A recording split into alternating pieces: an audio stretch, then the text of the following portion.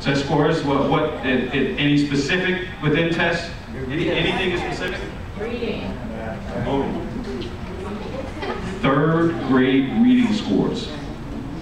Third and fourth grade, it varies depending on which study you read. Third and fourth grade reading scores.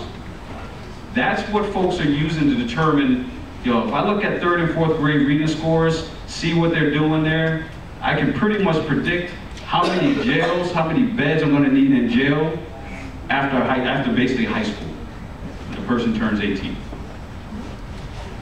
Third, fourth grade reading scores determine how many jails, beds needed. That's insane. That is insane. So you're going to tell me that, and with the 100 Black Men, we mentor starting at the third grade. For that reason, catch them early. Sometimes they're saying, right now they're saying, that's not even early enough. Kids are entering kindergarten, not even ready for kindergarten. Not even ready. Vocabulary, not high enough. Don't know enough words. Not being read to enough. I mean, these are not this is not me saying this. This is what the information, the data tells us. Right? Not ready for success. But that doesn't have to always be the case. We got to change it at some point. Hopefully, we realize that is not the case, and we got to change it at some point. But one thing, two things actually I want to just say, leave you with, and then, like I said, open up for questions. One thing is, so we're talking about, you all heard of the State of the Union address, right? You've heard of that? State of the Union, talk about where things are with the country, so on and so forth. Every now and again, we have to do a self-assessment, a state of you. Where are you at? What are you up to? So one of the things I want you to walk away with is the concept of strive to be better today than you were yesterday. If you want to talk about improvement, strive to be better today than you were yesterday. Even incremental amounts of getting better is better than you were yesterday. Right? So, how do you do that? One way is to feed the mind. Positively feed the mind. I mentioned it earlier, the folks you're surrounded by. These types of environments. Hopefully this is a straight up positive, everybody wants to see everybody come up and then hold each other accountable for it. You want to be around folks who are going to hold you accountable on the strive up. Another thing you want to do, talk less, listen more.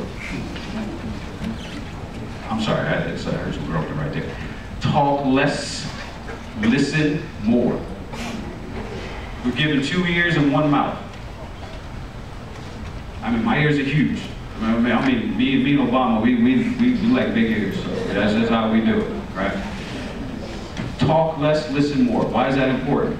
Because sometimes, like I said, I talk to youth all the time. I go to tell them something, and they say an I know before I even finish saying what I'm saying. How you know? I mean, you live in that, I mean, you got all that going on, you living like that, you just know. And hey, maybe you do know, maybe, because I learn from youth too, I learn from youth as well. But listen first. Listen to what's being said. Perhaps there's an opportunity in there for you to just learn a little bit of information that makes you better today than you were yesterday. But if you're always talking, somebody always says, you talking loud, but you ain't saying nothing. I don't know if you know anybody like that. That's more hip hop for you too. So I said in the hip hop generation. So, but there's that idea of, just being able to listen more. All right. And the last thing I'll leave you with is, have faith in yourself and believe. But faith without works is dead. It's a grind. It's a hard grind. But there are opportunities that are waiting for you because other folks are not willing to grind. They're not willing to put in the work. So all we're looking for is those who want to put in the work so we can put resources into them. So hopefully someone will recognize that, you know what, this is good, I want to do that. That's the inspiration that I need to be able to come up. So faith without works is dead. So get on y'all grind, folks. Thank you. And I'll take questions if I have time. Yeah.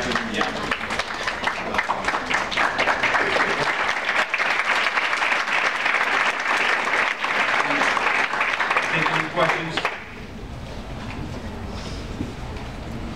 If you don't have none, that won't offend me at all, so don't worry about it. All right? Good? All right. Yes. How did you know that you can calculate how many jail cells from reading tests in third grade? She asked how did I calculate the jail cells from test grade? It wasn't me. I'm not that smart. But it was, but there's studies. It is fun, yes. This is research. So talk about the PhD and doctoral work, but there's folks who their job is to research this information. They do studies, longitudinal studies, over a long period of time.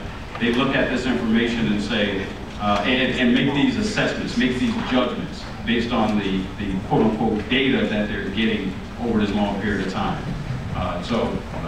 Actually, kind of one of the things that's been pushing me towards what I'm doing starting in the summer as far as going for my PhD in education, leadership, and policy studies, particularly education policy. Because policy is what's generating a lot of what's happening right down to your classroom, right? Policy is predicting what you do. Policy is dictating, not predicting, policy is dictating what happens in your school.